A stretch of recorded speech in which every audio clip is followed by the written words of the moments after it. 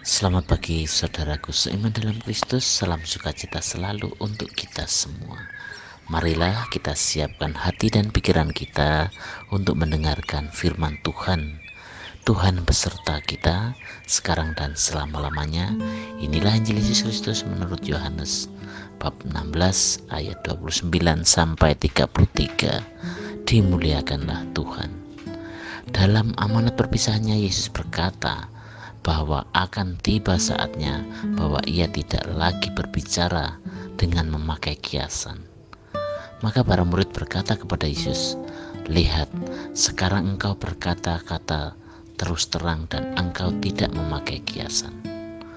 Sekarang kami tahu bahwa engkau mengetahui segala sesuatu dan tidak perlu orang bertanya kepadamu.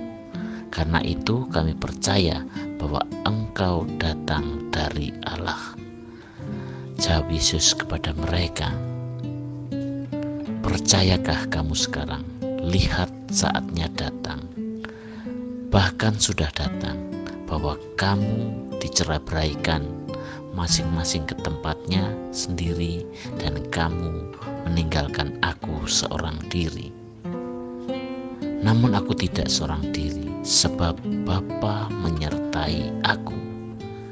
Semuanya itu kukatakan kepadamu, supaya kamu beroleh damai sejahtera dalam aku.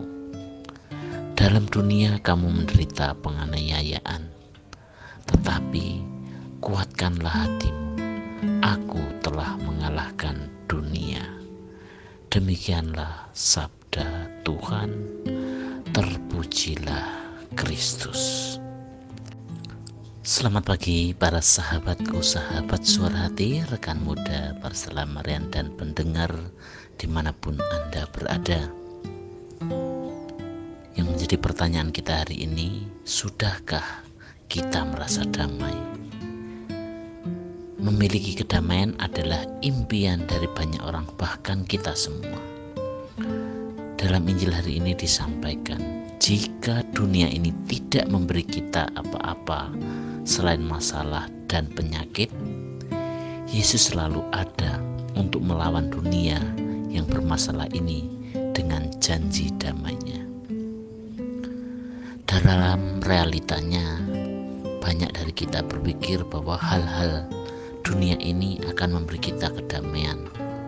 Tapi toh ternyata tidak. Semakin kita mengikat pencarian kita akan kedamaian di dunia ini, semakin jauh dan kita tidak akan menemukannya. Mengapa hal ini terjadi? Karena dunia ini tidak akan pernah memberikan kita kedamaian. Yang diberikan dunia ini adalah gangguan dan kekacauan. Para sahabatku, sahabat suara hati, rekan muda dan para pendengar dimanapun Anda berada. Di zaman modern sekarang ini, di mana dalam dunia yang masih diliputi kegelapan, seperti sekarang ini, di mana masih banyak orang di berbagai sudut kota, di kampung, dan di desa-desa menderita karena kemiskinan, ketidakadilan, saling membenci, bermusuhan, bahkan yang lebih mengerikan adalah saling membunuh. Setiap upaya untuk menggali ajaran dari para pejuang perdamaian dan kemanusiaan sungguh merupakan satu hal yang sangat berharga.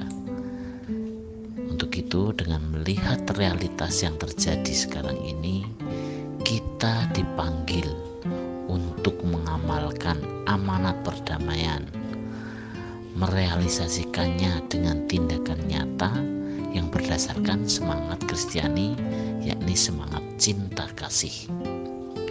Memang perbuatan yang didasarkan pada cinta kasih hendaknya menjadi keutamaan.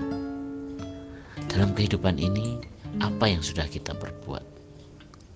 Kita sudah memberikan kontribusi apa untuk kedamaian? Ingat saudaraku, kita sebagai pengikut Kristus, kita harus membela perdamaian dan harkat martabat pribadi manusia apabila situasi zaman memaklumkan perendahan kemanusiaan manusia. Para sahabatku, sahabat suara hati, rekan muda dan para pendengar dimanapun Anda berada, melalui firman-Nya hari ini Yesus mengatakan bahwa aku telah mengalahkan dunia dan aku menyertai kamu senantiasa sampai kepada akhir zaman. Sungguh diingat dan dipercaya oleh para murid. Ingatan itu bukan karena kehebatan memori para murid, tetapi Yesus sendiri yang berkarya melalui Roh Kudus-Nya. Dikatakan, tetapi Roh Penghibur, yaitu Roh Kudus yang diutus oleh Bapa dalam namaku, Dialah yang akan mengajarkan segala sesuatu kepadamu dan akan mengingatkan kamu akan semua yang telah kukatakan kepadamu. Sebagai seorang Kristiani, kita harus menjadi pelopor keadilan. Apabila keadilan semakin membudaya, ketidakadilan semakin membudaya. Dengan demikian, kabar sukacita Injil semakin aktual dan kontekstual, dan karenanya perdamaian akan dirasakan oleh seluruh warga masyarakat tanpa terkecuali, tanpa ditindas haknya dan tanpa dipaksa kebebasannya. Untuk itu, marilah kita senantiasa memohon semoga Roh Kudus mengingatkan kita juga akan semua yang telah dikatakan Yesus kepada kita, terutama bahwa Ia telah mengalahkan dunia dan Ia senantiasa menyertai kita.